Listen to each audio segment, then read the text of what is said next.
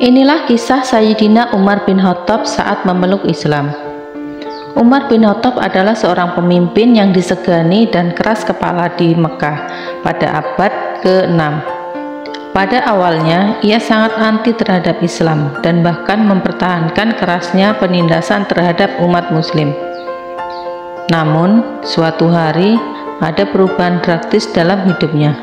Kisah ini terjadi pada waktu awal Islam, ketika Nabi Muhammad SAW masih menyebarkan ajaran-ajaran Islam secara rahasia karena ancaman dan persekusi dari musuh-musuh Islam. Suatu hari, amarah Umar bin Khattab memuncak saat adanya kisruh di Mekah. Lalu ia memutuskan untuk mendatangi Rasulullah SAW karena ia menduga semua masalah dari Rasulullah SAW. Akhirnya Umar bin Khattab berangkat untuk membunuh Nabi Muhammad SAW.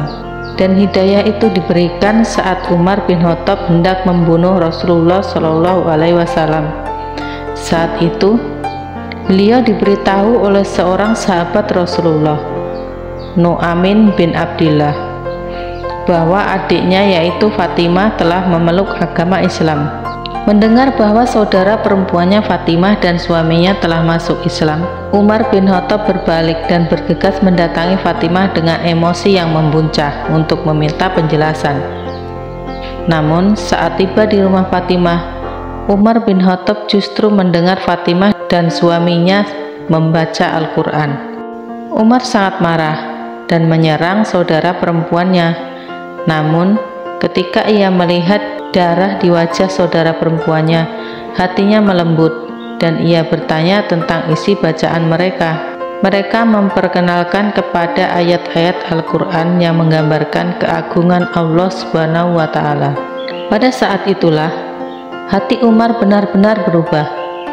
Ia merasa terguncang oleh kekuatan pesan Al-Quran.